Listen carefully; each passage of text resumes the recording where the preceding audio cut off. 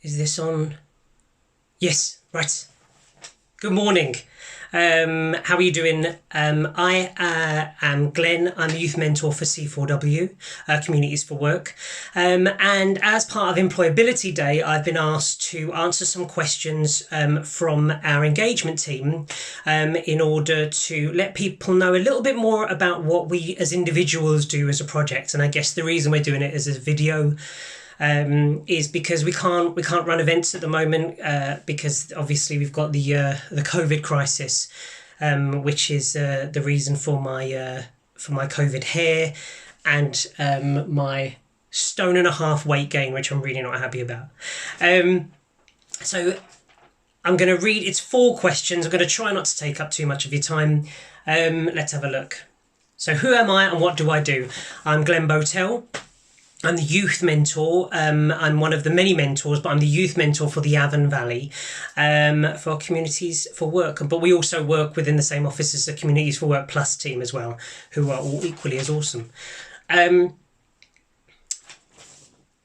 What I do really is I work with young people, 16 to 25. I provide advice and guidance, and I provide like a career direction. I've been working in this business a very long time, on and off, and what I love about it is just working with all the different personalities. I've got a number of people on my caseload from a number of different backgrounds, with a number of different ability levels, qualification level, and to be honest, to get into work, the only qualification you really need to have is to want a job and to be prepared to put the work in to get one. I know that sounds easy, but I've got so many examples of where that's the truth. I've got 2 individuals that have gone into work just this week, who, up until they worked with us, didn't realise some of those opportunities were open to them because they didn't believe that they were going to be able to do it or get into the kind of roles they've got into. And I'm incredibly proud of them. Incidentally, I was messaging them this morning, and even though I work hard, really, it's the client, it's the participant, it's the public that work harder, because it's you guys that, you've got to be brave enough to... we can open the door, but you've got to be brave enough to walk through it. And sometimes the journey to that point is kind of where I come into my own, or where most of our mentors come into their own, because we've all been there. So, okay, so second question. What do you find most people are facing with regard to barriers? Working in the Avon Valleys, the biggest one I hear a lot about is transport. A lot of people have real concerns over transport, and to be honest, they kind of give up because they're like, I can't get anywhere. And there's also the other side that are doing, CSCS cards but living in Blaengwynfi without any form of transport or any ability to get kind of where they need to be.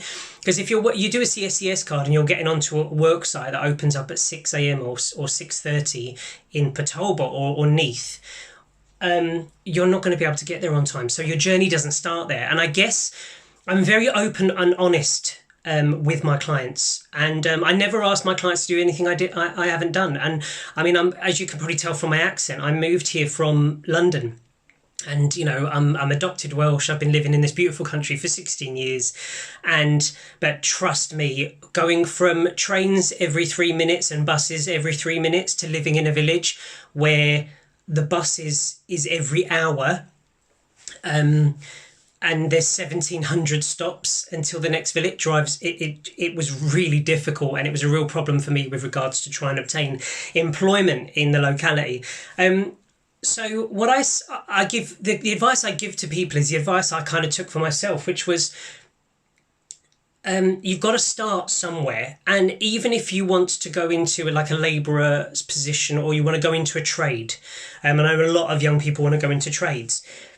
Really, transport is going to be key. And just because you want that for then, it doesn't mean that you can achieve it right now. And that's the honest truth.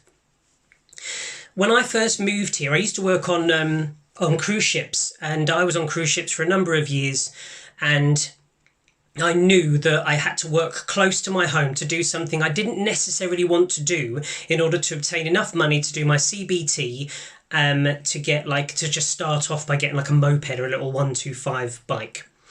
And so I got off the cruise ship, and within a week I went to a very well-known restaurant, fast food restaurant, and I really didn't. And I'd gone from working in really plush surroundings in beautiful parts of the country to waiting tables. And do you know what? It was not what I wanted to do. I worked with a great team. I had a really good laugh. I got to work with the public, which I enjoy. But it wasn't what I wanted to do. But it's a stepping stone. And then I got a couple £100. I did my CBT. I bought a moped, this crummy moped, for about 190, 200 quid. And I used to sometimes have to go to work at like 6 a.m. And I live in a quiet street, and the moped used to go, and I can't even tell you how many people were wound up by my very existence at that point. I was a very unpopular person, but do you know what? Needs must. What I did was I got the CBT, and then I got a job a bit further afield that paid a little bit more, that gave me different experience, in a hotel, which I really enjoyed. And then that, working a lot of hours, I put myself through my driving lessons, and then I got a car, and then I was able to go into a job that I wanted to do, which was training and development into employment. And everything I've done since has been off the back of those stepping stones. So to cut a long story short, if you live in a village and transport is the issue, they can't bring the industry to you. I don't think there's that many plans to build, construction sites, or factories close to some of these communities. So you've got to make a choice, really. You've got to either move, which I did as well. I'm not asking you to do anything I didn't do. I left London and went to work in Minehead, in Butlins, because where I was in the part of London I was living, I didn't really want to work in any other places, because it was a bit of a rough area, and it is what it is. I wanted to get out of that lifestyle and that life and move on, and so I moved. And then when I got here, I had to start somewhere, so I started where I didn't particularly want to, in order to build up to get to where I wanted to be. And the fact is that once you've got transport, you can kind of do this, it opens up a plethora of different jobs and different opportunities. But there's no shame in starting at the bottom, because right now, if I lost my job right now, and there was a job doing anything at base level that still earned me some money so I can keep my car running and my house running, I'd do it. Why not? You're never too good to earn money. So yeah, that's I didn't mean that to sound like a lecture, but I think it came across like one. But the truth is, if you're living in a valley and the bus isn't going to get there on time, then you've got to take control, and you might have to do a job you don't want to do to get to where you're going to go. And that's the bottom line. And I can help you do that. I can set things up. I can put you in a position to do that. What I can't do is bring the industry to you. And I mean that in the nicest possible way. Do you need to be referred by the job centre? No, you don't. Actually, you could argue that the entire employment community, within Neath Patolba, we're all colleagues in a way. We all work for the same thing. We might have different names above the door, but we all want one thing for you, and that's training, development, and support into employment. We get on really well. We've got a great relationship with the job centre, and we've got some good friends in the job centre. And we all talk, and we all discuss the clients, and we all talk about the best way forward. But no, you don't need to be referred by the job centre. You can be referred from any other service. Or you can just give us a call on the number below or above. I don't know where they're going to put it, but wherever they put it, just give us a call. Or you can message me directly. My page is Glenn Avan Mentor. Just join that and ask me a question, or speak to one of our amazing triage team, or one of our outstanding engagement officers. I'm sorry, I'm going to go back as well. We were talking about barriers, and another one that people say is confidence. Look, a lot of companies provide confidence building courses, ourselves included. Everyone's got a different opinion on it, and no one's right and no one's wrong. But the truth is, as an adult and through experience, I don't think you ever truly build confidence in any given situation unless you're in it. You can prepare, which is I think what these confidence courses do. They prepare you for the way that you're going to feel and how to handle those feelings. But the truth is, on your interview or on your first day anywhere, you're going to make mistakes. You're going to do something stupid. You're going to be nervous. You're going to be uncomfortable. You're going to do all the things that each and every one of us do. And then, as the days go on, you'll learn more. You'll make less mistakes. You'll make new friends. You'll find things out about yourself that you didn't already know.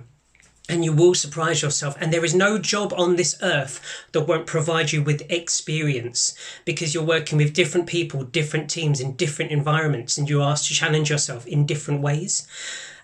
So am I confident? I may come across like I am, but I get asked to do these videos, and honestly, I dread them. They make me nervous. They make me sweat. I feel uncomfortable.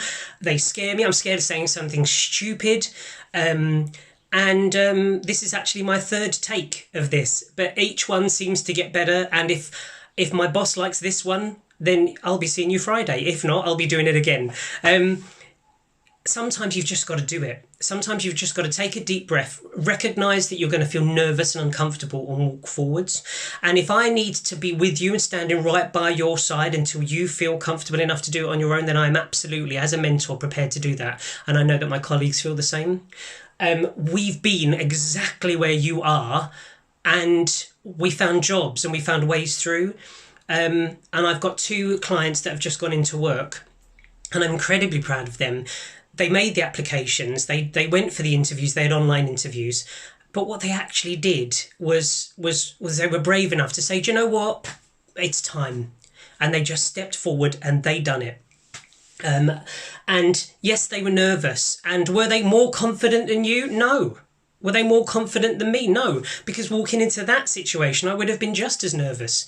But once you're there for a little while, you build confidence. And then as you grow older and you obtain more experiences in your life, you gain more experience and you gain more confidence as you go on, which allows you to deal with situations a little bit better. But be prepared to make mistakes, and it's okay. Be prepared to screw up every now and again. It's okay. Be prepared to not like people, or not like your boss, or not like some of your colleagues, or be prepared to make some of the best friends you've ever made, or work for some of the most wonderful managers you've ever met. I'm incredibly lucky that I've gone through the experiences throughout my career, and now I'm in a job that I absolutely love, working for a manager that is absolutely fantastic and incredibly supportive. Has it always been this way? Have I always been in this kind of position? No, I've done jobs where people have wound me up, and I've done jobs where I've not got on with certain people, but at the same time I've made some of the best friends of my life through work. I couldn't tell you the name of half the people I went to school with, but through work I've made some of the best friendships. And I hope my manager's watching this and I get a raise. That would be marvellous. What can people expect from the project? Well, I guess there's a lot of these projects, aren't there? There's a lot of us. There's a lot of people like me. Different name above the door, doing very similar jobs. I can't speak for them. I know a lot of them. I know a lot of the other people who do an excellent job and work hard, and everyone's got something different to bring to the party. But what can we do? What can we do as an individual? I guess it's bring all of our experience and all of our support and all of our expertise just for you. Because when you're my mentor, and when I'm your mentor, see, this is why I keep having to do takes.